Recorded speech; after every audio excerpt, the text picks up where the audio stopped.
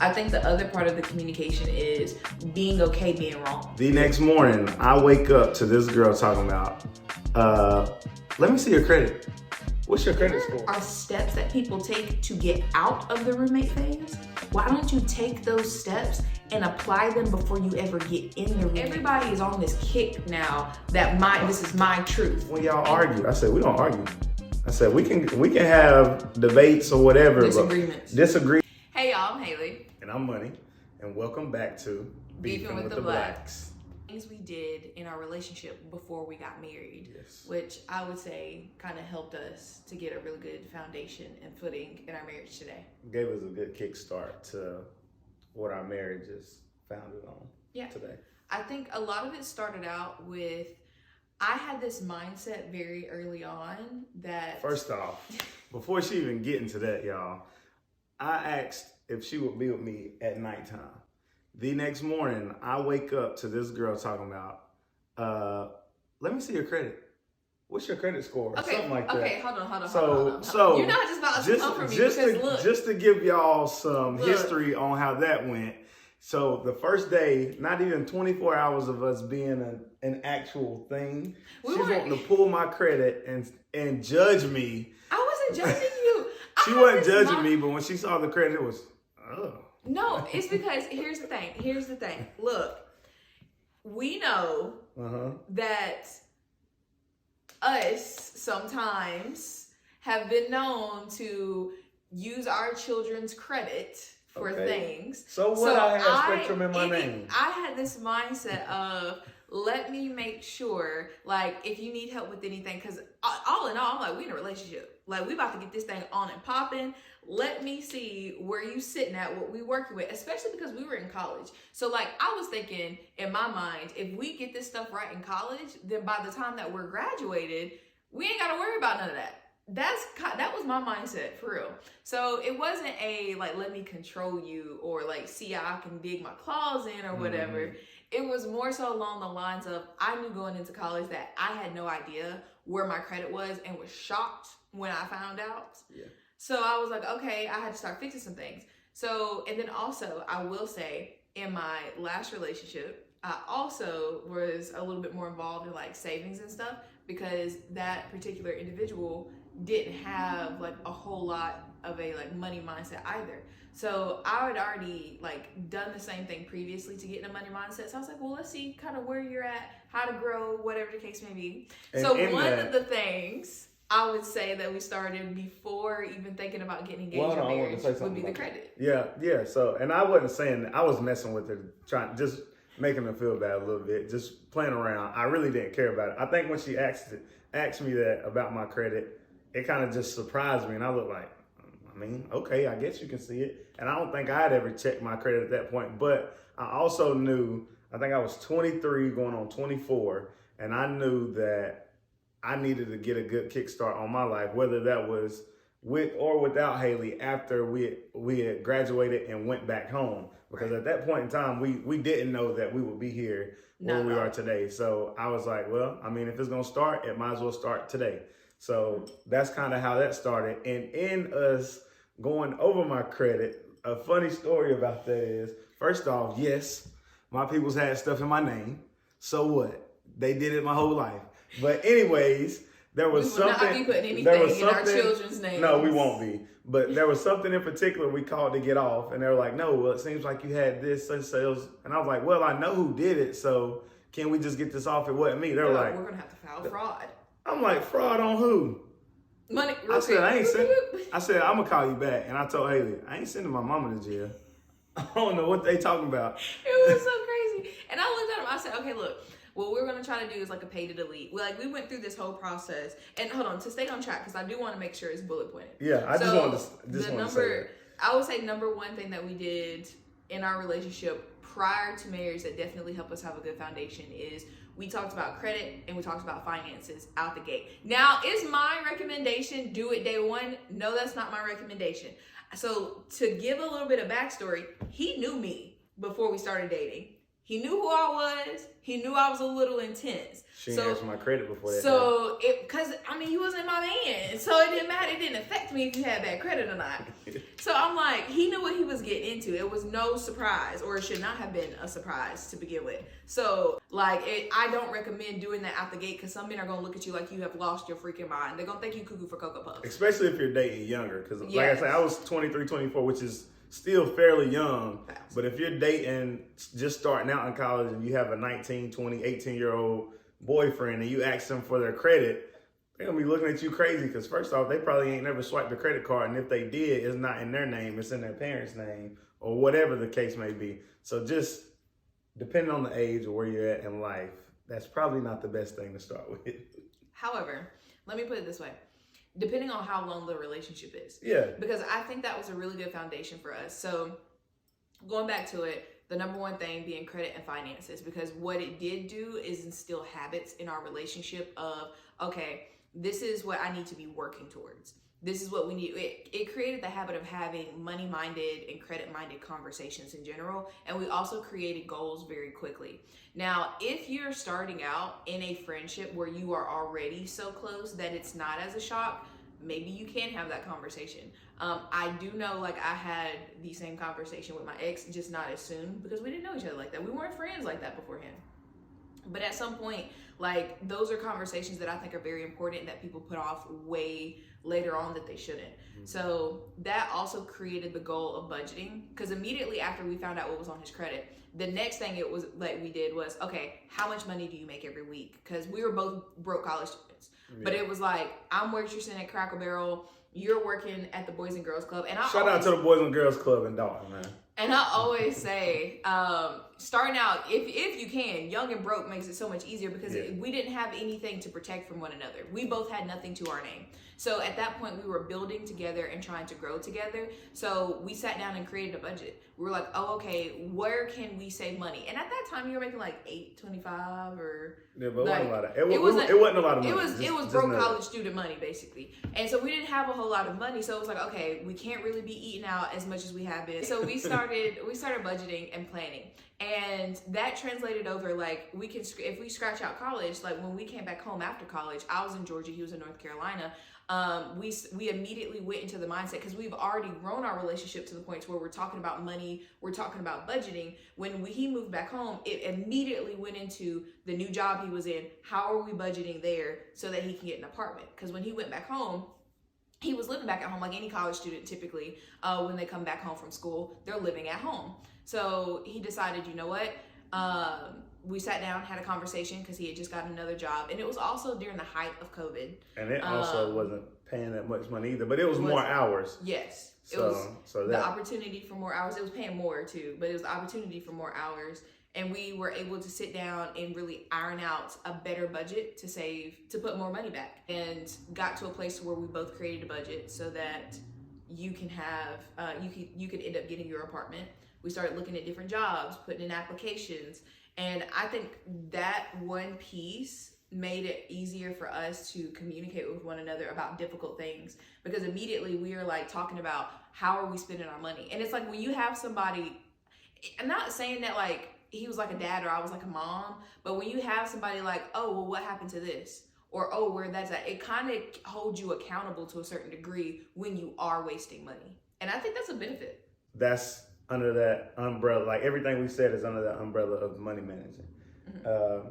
But another thing, what was another one that we kind of got ironed out before we'd even got married? Or I want to say communication. Oh, communication was heavy. And not just, I know people say communication and they think that's just speaking your feelings and speaking your piece, so to speak, is what everybody says. But really, communication is listening with understanding.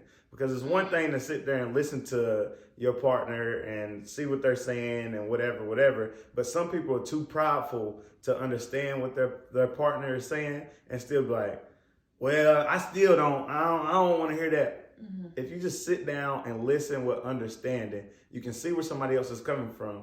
And you don't have to respond back with well, I don't want to. You can just tell them, even if you don't agree with them, you can still tell them, well, I don't agree with that. Let me tell you where I'm coming from. and then they can listen to you, and you can see if y'all find some common ground, and then that's where really you get solutions for problems.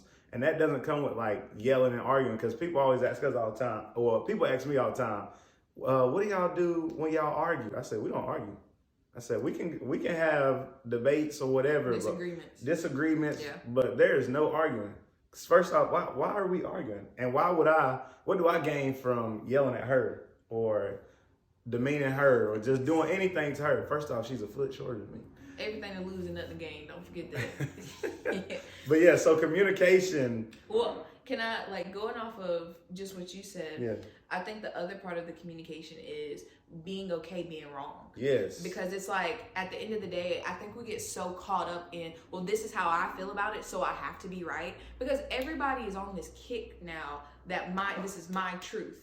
And the reality of it is sometimes your perspective can be skewed, especially if you don't have the full picture. Right. And I'm not saying that sometimes you don't need your feelings validated or whatever the case may be, but I'm also saying you have to be in a position to be willing to be wrong, and having somebody being comfortable with being critiqued and constructive criticism. Because like, don't attack me, but also be honest with me, because maybe I truly misunderstood it. And we got to get out of this mindset of, well, this is my truth and this is how I felt. And I can understand you felt that way, and that was never my intentions. Let me explain to you what the intentions was. I'm sorry that I didn't adequately break it down how I should have, so you didn't feel that way, so I didn't cause you to feel that way. However, this is what I meant, and let's move forward from there. I think a common conflict is wanting to dwell in, well, how you made me feel too long, when I've already addressed the problem, sincerely apologize for that, and now let's try to move forward with the solution. But we have this thing of, well, even if I am wrong and I'm telling you hurt my feelings, I need you to be like, really feel that you hurt me or want to hurt you back. And it's like, no, be okay with being wrong. Because I think, and this is coming from somebody who do not like to be wrong. Like, I'm telling this, don't laugh too hard. Don't laugh too hard. I'm just laughing because you literally just said something about you not wanting to say sorry. Yes, I do not like, I say sorry. But she does. I will apologize. But she does now. Like, and I try to apologize frequently, but I do not like doing it. Like, as soon as I feel like I don't want to say sorry from that, I force myself to do it. Because typically when I feel as though I do not want to say it, like almost like it's a pride or an ego thing, in those moments I force myself to do it, because that's probably when I need to do it the most. And I don't like being wrong. When I tell you I hate it, like, I ain't one of those people. I know I'm right. I know I was right about that. And then my problem in that is, I'm trying not to be that way no more, though. Not knowing like when and when not to say sorry. Mm-hmm. Like, no, I mean, there's obvious times where it's like, okay, yeah, you definitely need to say sorry. But there's sometimes where it's like, she might have took something one way, but I meant it a different way, and I'll sit and tell her, but this is after her feelings are already hurt, but I'll sit and tell her what I actually meant, and she'll understand it, but her feelings will still hurt. And I don't feel like I should say sorry, but she still feels like that she should get a sorry. And I mean, I should say sorry, but just in my head, I'm like, okay, well, she understands me now. That is our grounds for the sorry. Right. But in reality, it's not. Yeah, I would say, like, and we had this conversation, it wasn't too long ago, where it was a scenario that something he said hurt my feelings. And I misunderstood what he meant. So I went to him, and my feelings were actually really hurt. And I went to him and I told him, the thing that you said really hurt my feelings. So he immediately went into explaining, well, this is what I meant. That was not my intention. And after the conversation, I understood where he was coming from. But after it was done, I was like, okay, well, I understand where you're coming from, and I'm not mad at you, but you still hurt my feelings. And because you hurt my feelings, that is something I feel as though you should care about. I feel as though you should care that you hurt my feelings, and it shouldn't just be a robotic, well, this is what I meant, so now get over it. And for me, apologies mean a lot, especially as somebody who does not like to apologize. Apologies really do mean a lot, and it means something to me if you care that you hurt me, even if it was a misunderstanding. And I think that's really, like, in that moment, and I know a lot of men disagree with that, because I saw a video from another creator. It was a YouTube couple, and it was a wife and a husband. It was this Christian influencer couple, and she was talking about how she wanted apologies when he hurt her feelings. And he was like, See, that's the thing. You require that to get over something, and that's like crazy or that's ridiculous or something. And I'm somebody that if you tell me you need something from me that's not unreasonable, and not saying I feel as though it's unreasonable, but it's truly not one of those things. You're not trying to get me to jump through hoops or anything. You want a genuine apology because you want to know that I care when I hurt your feelings or when I've hurt you in some sort of way. That's not a hard thing for me to do. Right. It's not a hard thing for me to genuinely care or show that I care. Hey, those were not my intentions, and I'm sorry for hurting you. And then I'm going to explain what I meant by that, because I also think the other side of communication is you need to learn to communicate in a way that your partner best receives communication. People always say communication, you should be a good communicator in general. But the truth of the matter is, I don't really care. Well, I'm not gonna say I don't care, but my job isn't to like figure out the best way to communicate with my sister on topics that have to do with my relationship, because that ain't got nothing to do with her. My job is to learn how to best communicate with my partner, because we go back and tell our friends all the time, and our friends will be able to understand us, especially if it's like a man talking to a man or a woman talking to a woman. But the reality of it is, it's my homework as a partner and his homework as a partner to learn how to communicate the best way to explain something to me so that I receive it, and me to learn to communicate something the best way so that he receives it. And I think that's also the part of the work in marriage that people talk about like it's hard work, because you do have to set aside, well, this is just who I am, this is how I talk, this is how I feel. Please stay away from those, because there's so many people out here, like she's saying, when guys are talking to guys, like a lot of guys when they talk, we kind of get loud, and whoever's the loudest will go, and that's just kind of how we listen to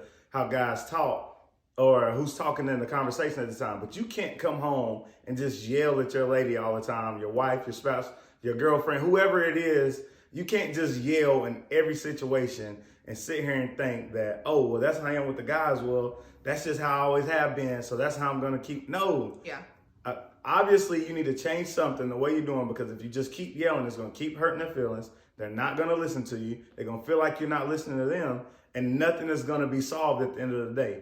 Even when talking to your friends sometime, like I said, I know guys yell at guys sometimes, but in certain conversations, if you're just going to yell the whole time, nobody's going to listen to what you got to say. It's going to feel like, oh, you just want to get your point across and you didn't care to hear what I had to say. I think we fail a lot, not us individually, but like people, us as a collective, fail in trying to communicate. Like for example, this is how me and my girls think and other women think. Because I even find this on TikTok. When I make TikTok videos, about like, and they're jokes, the beefing with my husband ones, right? And I will find that women will get in my comment section and completely understand what I'm talking about, but men will get in my conversation and completely miss the entire point. And that, I don't think that we do a good enough job of trying to understand the other person. So like the one in question, I made a follow-up video explaining why I understand the way men see it, but what the actual point of it was. And then a lot of men came in there and was like, oh, it's too complicated. And it's been the same thing when I talk about your point of view on something, and other women will get in there and completely disagree with it and be upset about it, and other men will agree. And I will then make a follow-up video trying to explain to my girls, like, this is what it means. We have to think about it in this aspect because you're completely missing the point. So Boy, man, I think girl, man. That's what it sounds like. It's not even just that. I think as a collective, we take the understanding we have and we don't like to understand it from the other person's point of view, because this is what I know this to mean, regardless of what you're saying, this is this. And I think we bring that into our relationships. So just as a recap, the number one is definitely finances and credit. The number two is 100% communication. Learning how to communicate with my partner in the way that you receive communication, learning how to communicate in a way that is the best or most effective and respectful. And then also just communicating in general, being willing to say the hard things, being willing to critique. And because at the end of the day, there's things that he does that I don't like, and there's things that I do that he doesn't like. And even before we set all of this up to do this today, I told him, like, my goal in this marriage is, or not just the one goal, but a goal in general is to make sure that I have fostered and created an atmosphere where my husband is comfortable coming to me when he does not like something. Because I notice, and a lot of men do this, that they will deal with stuff before they ever bring it to your attention. They'll just kind of like, it is what it is, and because they don't want to start an argument, so they will most likely deal with things that they actually don't like. I'm not that way. As soon as I don't like something, I say it. And so I'm learning how to communicate better so that like we can fix it, because I'm not about to just deal with it. Because I think in my mind, do I want to deal with this for 20 years? And if the answer is no, we talking about it. And I want to make sure that he's comfortable enough to have that conversation, but also realizing what's worth the conversation and what you just need to get over. Like, some things are not that deep. It's really not that deep. Yeah, because we had the same conversation about the table that we have. Oh yeah.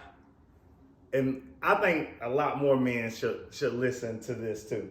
Okay. If your lady, or if you and your woman are going back and forth about something, like us picking out a table, there was tables I liked, there was tables she liked. I don't really care about what table we have in our house. I don't care what the table would look like or what it would go with in the house, but I know she does, and how it goes with the chairs and how it goes with the colors of the walls and everything else in the kitchen. I know she cares about that. So at the end of the day, I was like, okay, well, we can just go with the one that you like, because I know in the next week or so, I'm not even gonna be thinking about this table or whatever comes with this table. I know the next day or whenever it comes, she's gonna be like, I really didn't want this table. Like, this is not the table I wanted. It might look nice in another house. It doesn't go with the walls. The chairs don't look nice. The flooring it doesn't go well with it, and it's gonna throw off her whole aura. And she probably wouldn't even be able to work until we got that table out of here, because Haley works from home. So I think if y'all are trying to make a decision and the decision is not going to hurt you at the end of the day, and you know it's going to have your woman or your man thinking more about it at the end of the day, then just go with what they're going to go with to make it less stressful. Because if it's not stress for you and you just want to do it just because you saying you want to do it and you trying to put your foot down, that's BS at the end of the day. Like, you shouldn't be doing that, and you should be thinking about your partner. Yeah. And it ain't all about you. It's about y'all. And like I say, if it's not a big deal to you and it is to them, then just go with what they're thinking at that time or whatever situation that you guys are in. You know, a piece of marriage advice that I was given was, if your focus is on making your partner happy and your partner's focus is making you happy, then you're going to have a successful marriage. Every day is not going to be a happy day, because emotions change, people grow, there's hard seasons to work through. But if the two of you have the mindset of making the other person happy, nobody in the marriage is getting neglected. Right. And you, like, yeah, there are check-ins and things of that nature.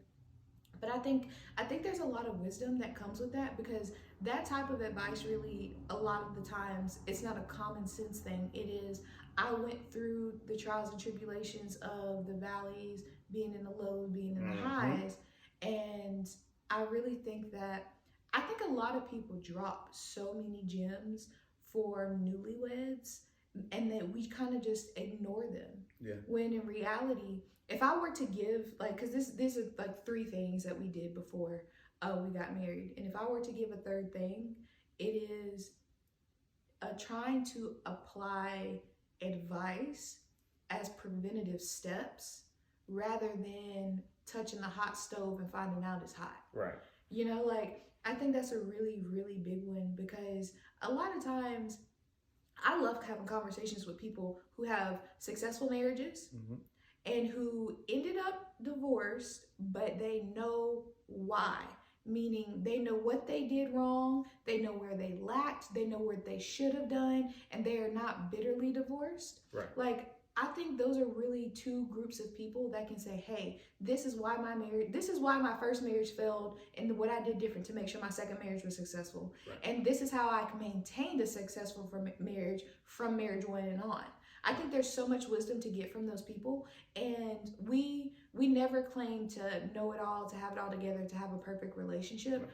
But the reality of it is, like, when you really genuinely, and yes, you're going to have grandparents and mama and daddies or whoever that just feel like, you know what, you need to listen to me. I'm not saying take every piece of advice under the sun, but I am saying keep some of those things mindful. Yeah. Like, The roommate phase that everybody talks about. So many people talk about the roommate phase being inevitable. But my mindset is, if there are steps that people take to get out of the roommate phase, why don't you take those steps and apply them before you ever get in the roommate phase to prevent it?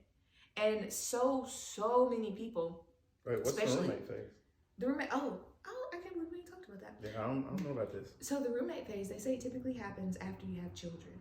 So you get caught up in the hustle and bustle of the day-to-day. So you're getting up, get the kids ready, take them to school, go to work, come home, make dinner, pay bills, get into a routine. go to sleep. Not just about a routine, but it's like you are so focused on what needs to get done that I'm not thinking about you at the end of the night. Like the last time, like the only thing that we probably do together is at the end of the night, we probably talk for maybe 30 minutes or less. We go to bed.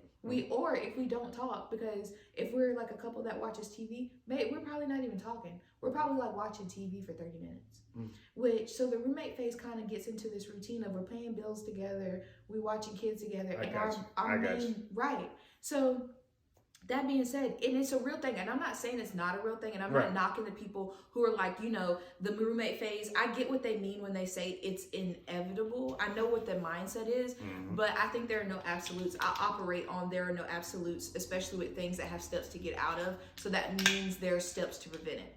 So with that, it's like, does that take more work? Do I think, because a lot of people hear stuff like this from newlyweds, and they're like, you just don't know yet. You're just so young. You don't wait till you get there. But the reality... First off, we're too young to know anything. That part. The reality of it is, no, it's not that it doesn't work. It's that it's going to require me to put 10 times the work in. And am I willing to do that? I may be a newlywed. I may be young. I may be inexperienced in that area. However, if I am willing to put in the work to learn what I do not know and to put forth the effort to make it work, then I may never have to go through that. Right. And there's so many couples who actually have that testimony. And so I think that there's so much wisdom and knowledge if we're listening to those people who are successfully married. So if anything, I would say the number 3 thing out of finances and credit, communication, is heeding advice, wisdom from those that are willing to pour into us. Yes. And I had another, which is kind of one for both of us, was just putting each other first, realizing that we're the number one priority in our just day to day, or just in our relationship in general. That was before marriage or before we were engaged. Like the night that we had got together, I think we went out to like this bar or something. We were out at this bar that we usually went to on a college night or whatever. Yeah. But literally that was like the last night that I was out. Don't drink at a bar. Right. That was the last night that I was ever out anywhere else. Like I don't even think I've been to any other like bars or club type. And I used to, like when I was in school, I used to go out every weekend. I would go out all the time. But I think I just got tired of being in that routine of who's dating who, the gossip of the town, or wanting to be around, just wanting to be around somebody, but it always being my boys and what they got going on all the time. Yes, it's still okay to be around your boys and hang out with them and be cool and do all this and that stuff with them. But to be with them each and every single day, and to go out to these clubs and to try to pick up these girls, and it just kind of got old. And I think I got to a point where I was like, this is not what I want. And I don't want to have to keep doing this as I get older and older. And like I say, I was 23 turning 24, and that just didn't excite me anymore. And it still doesn't to this day. So even like my friends ask me to go out now, I'm just like, that's not what I want to do. Because now I'm throwing in other factors. Because like, first off, I don't want to do that anymore. Now I have to pay to get in there. I got to pay for gas. I got to pay to eat afterwards. So now you turn this into a whole nother bill for me. And I ain't trying to do it. I remember one time we stayed in an apartment with my old roommate. Haley was going, I can't remember where you were going. I was going to Vegas. Haley was going to Vegas for a work trip. And some of my boys were going out to Charlotte for one of my boys' birthdays. Oh, yeah. So he had already asked me if I wanted to go, and I told him I didn't want to. But then he had mentioned it to Haley, and I didn't know Haley that didn't he know. had already asked him. So I was getting ready to leave, and I said, "Oh my gosh, Money will finally have something to do to get out the house." But he, like, for clarity purposes, I never asked him to stop going out and to stop going to places. He automatically did those things. And she actually tries to force me to go, but I'm just like, hey. Not necessarily to like a bar or anything, No, but like just to hang out with the guys sometimes if they invite him. Because look, y'all ladies, y'all already know. The assumption is we got these men locked up in the house when they start saying no. So I was like, okay, why don't you start going out more? Why don't you hang out with your friends a little bit more? It'll be nice. And that's just not what he wants to do. No. And I finally have like come to terms with that. And sometimes like he will go to stuff like that I don't want to go to. Cause I'm a homebody. I ain't even gonna hold you. If I don't want to go, I'm gonna say if I ain't gotta pay for it, I'll go. Yeah. And that's why I tell all my friends now, like, we don't deny nobody from coming to the house. Like out of our friends, I tell them all the time, y'all can pull up over here anytime you want to. If you're having something at your house, I'll pull up there. But and 9 times out of 10, we're gonna have something for you to eat too. We're gonna have something for you to eat. We might have games to play. We'll play spades, whatever you want to do. But for us to drive up to Charlotte, pay $20 to get in somewhere, pay to eat afterwards, and I gotta drive back here, I'm not doing that. I'm sorry, really not sorry. Y'all can come to my house, I will come to yours. But I'm not paying money to do something I don't want to do and to watch y'all try to pick up girls. That's just where I was with that. Because I'm not trying to pick up nobody. Obviously, I have Haley. Even, like I said, when we was in a relationship, I had Haley. So why am I going out and trying to look around at nothing but girls and they're in there dancing with people? I'm not wanting to dance with you. I got a girl at home. But that's what y'all want to do. And I'm not like, oh, man, y'all shouldn't be. No, y'all go out and have your fun. But that's just not my fun. Yeah. I think that goes back to like, what you first said is making each other the number one priority. Yeah. Because all in all, it definitely, like, your mindset shifted before. I'm not going to say like mine took long to shift, but yours shifted instantly. It was like the next day there was a flip switch. You had a completely different mindset. Yeah. And it surprised me so much. It was like, Money is not, he's a go with the flow kind of person. But at that time period, it was like, you knew what you wanted, you knew how you wanted to get it done, and you were like on a mission. And it felt like, oh my gosh, it was almost like you, not saying that you were immature, but it was like, it was a different level of maturity overnight. And it shocked me. I'm not going to lie to you. But I think another thing that goes with putting your partner first, when you plan certain things and when you make certain commitments, considering your partner before doing that. Because I had another video that kind of went crazy on TikTok, which was the talking to you before going on a trip. Yeah. And I never used the word, I asked my husband for permission before going on a trip. But that's what everybody in the comment section said. What my words was I consider him in any, not word for word, the word that I used was consider. But I consider him in any like decisions that I make when it comes to financially travel, things of that nature, because there are a lot of things to take into consideration, especially being like, this is the person that I'm building my life with. Right. This is the person that we built this house together. We building this life together. I plan on having kids with. Like, if I'm doing all these things with you and then I up and just go to New York one weekend and you find out the day of or something like that, like, that's such a lack of consideration in my book. I would be pissed. Take all your stuff with you. If you're going to just go to take all your stuff with you. I would be so upset. And people think of it like, oh my gosh, you need permission to go. But the other factors that play into that is when we need to discuss this as a team, because any travel expense, we're talking about it. Our finances are 100% merged. Like, we make any large financial decision together. And I know some people, like, they do 50-50 or whatever the case may be. Like, I have my income, we have your income, and then we have bill money. And the only thing that we combine is bill money, when ours is actually the flip. All of our money is combined, and the only thing that's separate is fund money. Like, and the fund money is after savings, bills, investing, and what we've combined together. Sure. But even in that, let's say I had $300 in fund money in my account, and it only cost, like, the ticket was $200 or whatever the case may be.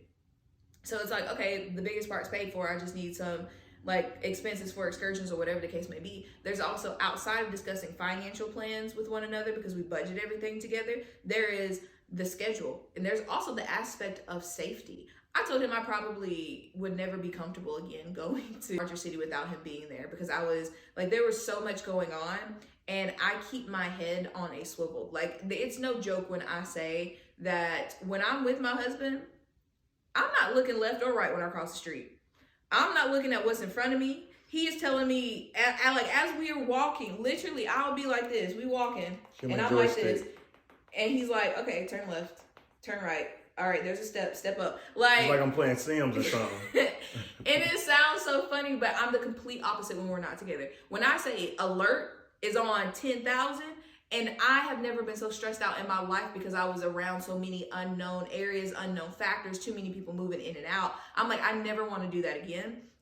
But there's a safety aspect to consider. There's the financial aspect to consider. There's the planning aspect of, do we have anything coming up during that time period? And then also, it's the simple fact of making your partner feel important. And I really think that we've gotten into this mindset where, why you're feeding into their ego. Yes, I definitely am. And I have no shame about it. Like, I want him to feed into mine and make me feel important and make me feel like, oh, what I think and how I feel on this situation matters just as much as, if I feel that way, then I need to be doing the same for him. And it's vice versa. And it's not a, oh my gosh, you need permission or whatever. Because we talk, like, don't get it twisted. Don't get it confused. We talking about this if it were him or if it were me. I don't care who's making more, who's making less. I'm a stay-at-home mom or whatever. If this man is making $2 million and I got 0 cents to my name, and he decided to get up and go to California 1,000% without talking to me, we got a problem. Like, and I think a lot of people confuse the dynamic of, they equate the level of respect you get into a relationship with the fact that, oh, I bring in all the money. So, yeah. And that confuses me, because if that's how it's going to be, why are you in the, and it's not even just the money. If you cannot have respect for your partner enough to consider them, why be in a relationship with them? Because then immediately they go to, well, you don't even bring this to the table, or you don't even bring that to the table. Why are you with them then? If those are the things that you want and they lack in that area and it bothers you that deeply, leave. And if you just got them to keep your house tidy, get a maid. That part. Just pay, like, if you got the money to come and go as you please, just get a maid and live your life the way you want to, because you're not looking for a partner. You're looking for somebody to clean up for you and to make sure you fed. Get you a maid, get you a chef, and then you just take care of the rest. You go out and get whoever you want to. It's because like, the relationship's not going to work for you if that's how you're going to just move in your day-to-day life, just picking up and going whenever you want to. And, oh yeah, I just landed in Cali, but y'all live in Georgia. Come on now. What kind of stuff is that? Now, I will say this. There may be outliers in some situations when it comes to, like, certain businesses that you have. Because you do, like, I kid you not, there's probably, if you're like a Jeff Bezos, Elon Musk type of person, like if you are one of those people who have those types of businesses where you are in different states, like back to back to back to back, obviously there are definitely things that's like, okay, I might be in one state and then back home the same day, or whatever the case may be. And it may not, your schedule may not permit you to do certain things. But we're talking about regular people. Most of us, 99.9% of us is regular in these streets. So I don't want to hear in the comments nothing about, well, what if this, that, and the third? That's not you. If it don't apply to you, don't make the comment. Because we're talking about schmegula people. And the Shelbys and the Rome Georgias and the Gastonias and the Cedar Towns and Cartersville and Dalton. Like, we talking about everyday folk that they kids go into regular public school and they out here driving a 2013 something. You know what I'm saying? I just need to make that clarification, because people are so quick to be like, well, what if I did this for a living? Baby, you a plumber. You own a plumbing company. You are not traveling to California for this plumbing. And not to hate on plumbers, because when they make a bag, don't get my comment twisted with an insult due to a profession, because heavy on, get you a trade, do that blue collar work, make your bag. You said the wrong thing. You maybe should have said like if he was a bagger or something. Well, no, because like I'm not hating on the job. No. I'm just saying that job, my point in correlating that job is not going to have you doing all this, that, and the third if that's you. Yeah. It's going to have you going from city to city. It's not going to have you. Not state to state. Unless you like on a border somewhere. Like, okay, if I'm in Shelby, I might be in Gaffney for some work or something. Yeah. But reality of it is, I'm not leaving Georgia to go to Cali or New York if that's my profession. That was really the point in saying that. Yeah. Not to down that type of job. Right. But I would just say that those are the main things. Yeah, I would too. I think that, if y'all do have any other questions about any other thing though, oh yes, y'all drop them in the comments on here, on TikTok, wherever y'all need to. If y'all have a question about anything that is relationship advice or whatever, we will address them, right? Oh, not only that, we do have maybe not our next video, but the next couple videos, at least one of the ones that we're going to release, we have some DMs from people asking for relationship advice. So if that is you and you have any questions related to relationship advice, we will put the email in the description of where to send it to your scenario. Right now, people have been DMing them on Instagram and on TikTok. It'll be a lot smoother if you can send that to the email. We'll put the details in the description, and we'll do a video of what those scenarios are and kind of what we think about them. Yep. But anyways, until next time, I'm so excited. Until next time. I almost snapped twice. Look, until next time, thank you for joining us. But that was episode 2 with Beefing with the Blacks.